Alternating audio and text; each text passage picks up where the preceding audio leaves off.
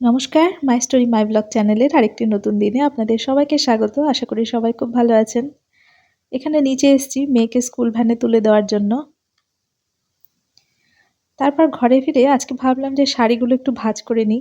আলমারিতে শাড়ি, জামাকাপড় যা ছিল একটু অগোছালো হয়েছিল, তো একটু গুছিয়ে নেব। আর শাড়ি তো বিশেষ পরা হয় না, তাই ওইরকম ভাঁজে ভাঁজে থাকলে একদম ভাঁজ বরাবর কেমন একটা দাগও হয়ে যায়, আর সুতোগুলোও কেমন যেন একটু মনে হয় যে ভাঁজ বরাবর কেটে কেটে যাচ্ছে। তো ওই জন্য যাদের শাড়ি ব্যবহার করা হয় না, কিন্তু মাঝে মধ্যে একটু খুলে দেখে নেওয়া উচিত সব ঠিকঠাক আছে নাকি। বেশ কিছুদিন আগে, বেশ অনেকদিন হয়ে গেল, ফেসবুকে একটা পোস্ট এসেছিল। উম, অনেক লেখা থাকে না, তো অনেকে কিন্তু ভালো ভালো লেখাগুলো শেয়ার করে। তো ওইরকম একজন আমার ফ্রেন্ড লিস্টে যে ছিল, সে একটা সংগৃহীত একটা লেখা শেয়ার করেছিল। তো ওইটার টাইটেলটা ছিল যে মেয়েদের নিজস্ব একটা বাড়ি থাকা উচিত। তো ওটা আমি পড়েছিলাম। তো পড়ে তখন ভেবেছিলাম যে, যে পোস্ট করেছে তার হয়তো জীবনে কিছু একটা খারাপ সময়ের মধ্যে দিয়ে যাচ্ছে। ওইজন্য এই ধরনের পোস্টটা করেছে। কারণ আমরা তো ভাবি যে পোস্ট করা মানে নিজের লাইফের সঙ্গে কিছুটা মিল পাওয়া। তো আমার তখন ঐরকমটাই মনে হয়েছিল। কারণ মনে হওয়ার কারণ যেটা সেটা হচ্ছে, একটা মেয়ে যখন অন্যের সংসারে যায় বা বিয়ে হয়ে যায়, স্বামীর সংসারে যায়, তখন সেই সংসারটাকে কিন্তু সে আপন করে নেয়। আপন করে নিতে চেষ্টা করে সংসারের প্রত্যেকটি মানুষের, সংসারের প্রত্যেকটা কর্নার নিজের হাতে গোছানো, গাছানো, পরিষ্কার করা, সাজিয়ে তোলা, এই ভেবেই অন্যের ঘরকে সে নিজের করে। পোস্টটি পড়ে আমার মনে হয়েছিল যে হয়তো নিজেদের মধ্যে আমরা কখনো অন্যের সংসারকে নিজের মনে করতে পারি না। ওইজন্য এই ধরনের চিন্তাভাবনা রাখি যে মেয়েদের একটা আলাদা বাড়ি থাকা দরকার। কারণ একটা সংসারকে চালনা করতে গেলে হাসব্যান্ড ওয়াইফের তো একসঙ্গে থাকতে হবে। আর এটা আমাদের সমাজে শিখিয়ে আসছে যে মেয়েরা বিয়ের পর স্বামীর বাড়িতেই থাকে। তো মেয়ের বাড়িতে এসে স্বামীরা খুব কম জনই থাকে। ওইজন্য এক জায়গায় থাকতে গেলে একটা বাড়িতেই থাকতে হয়। ওইজন্য স্বামীর বাড়িকেই আপন করে নিতে হয়। ওটাই নিজের বাড়ি হয়ে ওঠে।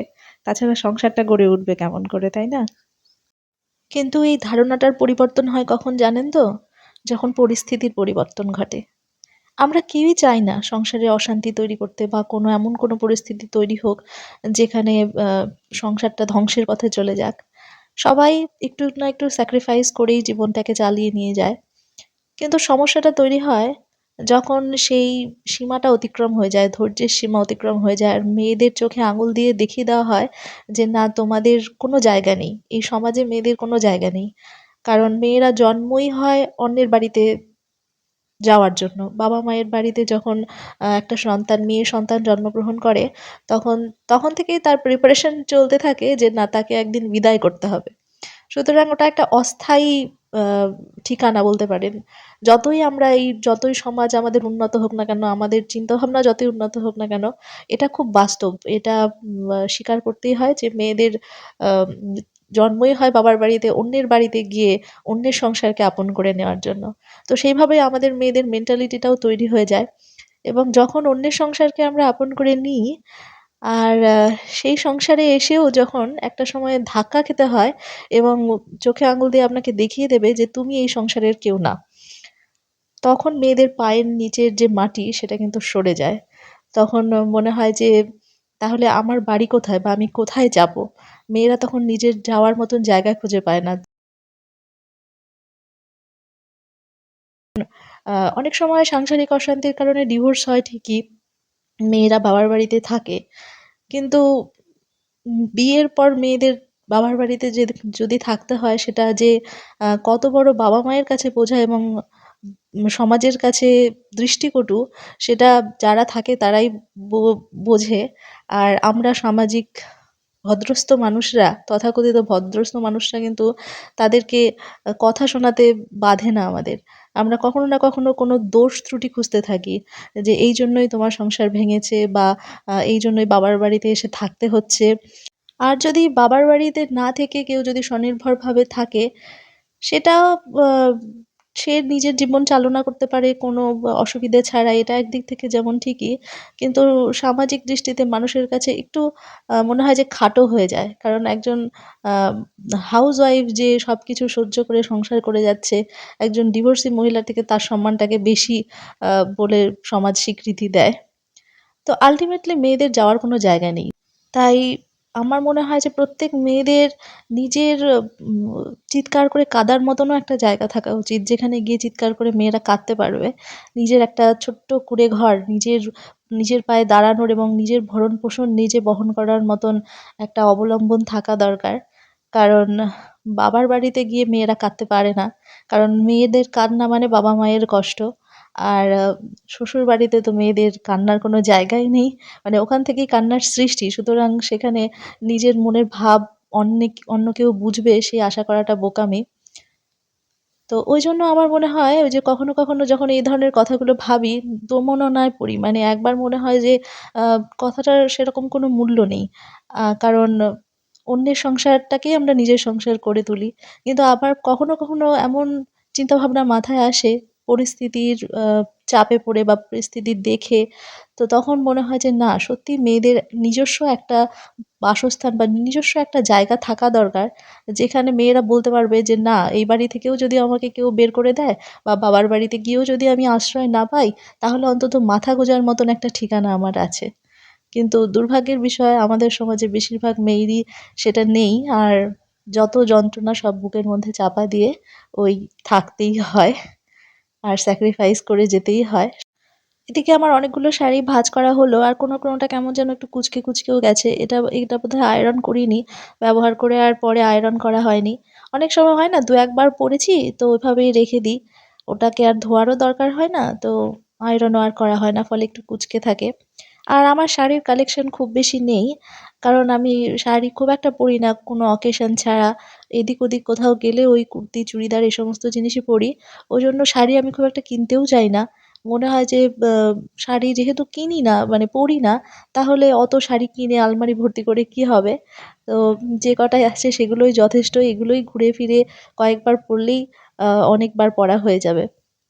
আর কিছু শাড়ি আমি ভাঁজ করে রেখেছিলাম কিন্তু ব্লাউজগুলো ওর মধ্যে রাখা হয়নি। যেগুলো ম্যাচিং ব্লাউজ বানানো হয় সেগুলো শাড়ির সঙ্গে একসঙ্গে রাখলেই ভালো হয়। তো তখন আর খুঁজতে হয় না। আর আলাদা রাখলে আবার খুঁজতে হয় ব্লাউজগুলো।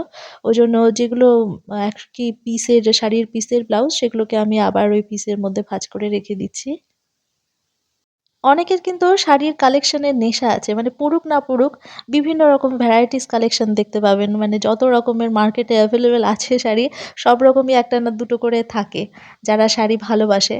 তো আমার সেরকম কোনো নেই আর আমি জানিও না যে কোন শাড়ির নাম কি। তবে এখন থেকে ভাবছি যে শাড়ির একটু কালেকশন বাড়াবো। পড়ি না পড়ি একেকটা করে কালেকশন করে রাখবো। আমি জানি না কেন আমার কোনো কিছুরই বিশেষ শখ নেই যে এই জিনিসটার একটা পার্টিকুলারলি কোনো একটা বিষয়ের প্রতি খুবই শখ। তো ওই জিনিসটা নেই। ভালো লাগে অনেক কিছু করতেই ভালো লাগে। যেমন আপনারা তো দেখছেন যে আমি বিভিন্ন প্রোগ্রামে এখন অ্যাঙ্কারিং তারপরে কবিতা আবৃত্তি এই সমস্ত করছি। এগুলো ভালো লাগে করতে। কিন্তু থাকে না মানুষের একটা আ ভীষণ শখ থাকে বা জেদ থাকে যে না এটা আমি করবই, কোনোটাই ফাঁকি দেব না। ফলে ওই জিনিসটা না খুব ভালো। একটা অ্যাচিভমেন্ট পাওয়া যায় ঐরকম একটা জেদ থাকলে। তো ঐরকম আমার শখ আছে, পূরণ করতেও চাই। কিন্তু মাঝে কেন জানি না আবার দূরত্ব সৃষ্টি হয়ে যায় সে সমস্ত শখের জিনিসগুলো থেকে। আবার এখানে দেখুন শাড়িটা কেমন একটা সুতো মনে হয় কি হয়ে গেছে। তো কেমনই লাগছে। তো ঐরকম আমারও কোনো জিনিসের প্রতি বলুন সেরকম কোনো চাহিদা নেই।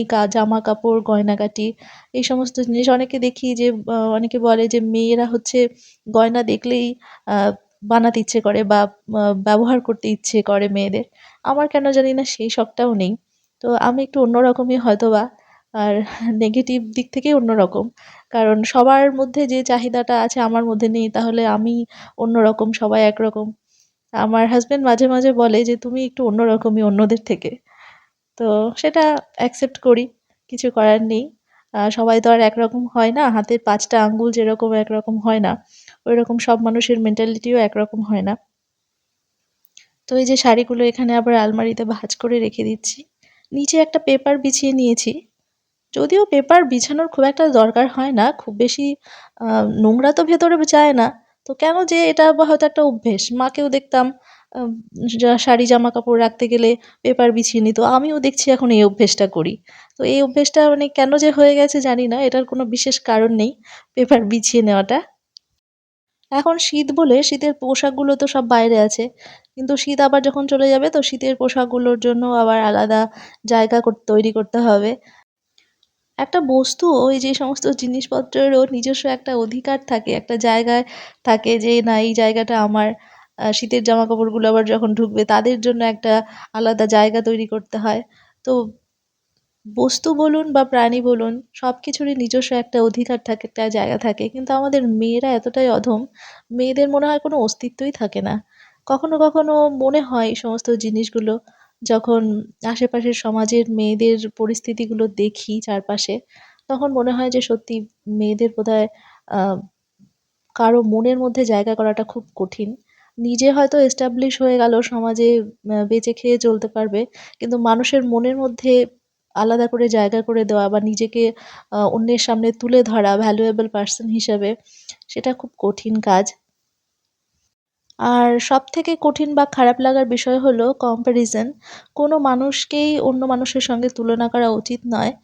তো একটা হাউসওয়াইফই বলুন বা হাসব্যান্ডই বলুন, একজন অপরজনকে কখনোই আমার মনে হয় না যে অন্যজনের অন্য ফ্যামিলির মেম্বারদের সঙ্গে তুলনা করা উচিত। কারণ অন্যের ফ্যামিলিতে দূর থেকে হয়তো মনে হয় যে খুব শান্তিতেই আছে, তাদের মধ্যে কোনো সমস্যা নেই। তো আমরাই হয়তোবা ওইরকম না, আমাদের মধ্যেই শুধু সমস্যা।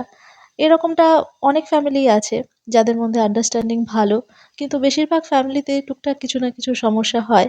কিন্তু তাই বলে অন্যের সঙ্গে কম্পেয়ার করা, এটাতে আমি সম্পূর্ণ মানে বিরোধিতা করছি। কারণ প্রত্যেক মানুষ তো একরকম হয় না। একেক মানুষের চাহিদা একেক রকম, একেক মানুষের চিন্তাভাবনা একই রকম। আর দুজন মানুষের চিন্তাভাবনা মিলে গেলে আর কোনো অসুবিধে নেই।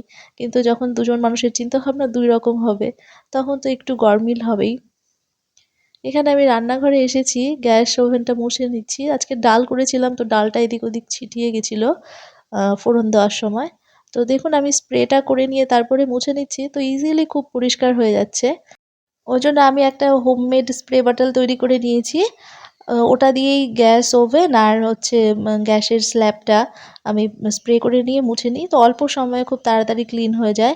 না হলে দেখবেন স্কচ ব্রাইট দিয়ে ঘষতে হলে অনেকক্ষণ সময় ধরে ঘষতে হয়। আর এইভাবে জাস্ট একটু বুলিয়ে নিলেই কিন্তু পরিষ্কার হয়ে যায়। প্রতিদিনই ভাবি যে রান্নাবান্নার টুকটাক একটু শেয়ার করব, কিন্তু সকালবেলা উঠতে এত দেরি হয়ে যাচ্ছে, আর তারপরে মেয়েকে স্কুলে সময় মতন রেডি করানোর জন্য তাড়াহুড়ো করে রান্নাবান্না খাওয়ানো এই সমস্ত কাজগুলো করছি। ওই জন্য সকালের দিকার ভিডিওগুলো এখন শেয়ার করতে পারছি না। তবে দিন একটু একটু বড় হচ্ছে, তো আরেকটু বেলায় সূর্য উঠলেই তো আমিও তাড়াতাড়ি উঠে যাব, তখন হয়তো আবার শেয়ার করতে পারবো। তো আজকের ভিডিওটা আপনাদের কেমন লাগলো? আর আমার মতামত আপনাদের সঙ্গে নাও মিলতে পারে। কিন্তু আপনারা কমেন্ট করে জানাবেন। আপনাদের আমার ভিডিওর রেসপেক্টে যে ধরনের মতামত প্রকাশ করেন আপনাদের কমেন্টে, আমার ভীষণ, ভীষণ ভালো লাগে। এভাবেই সঙ্গে থাকবেন। ভিডিওটি দেখার জন্য ধন্যবাদ।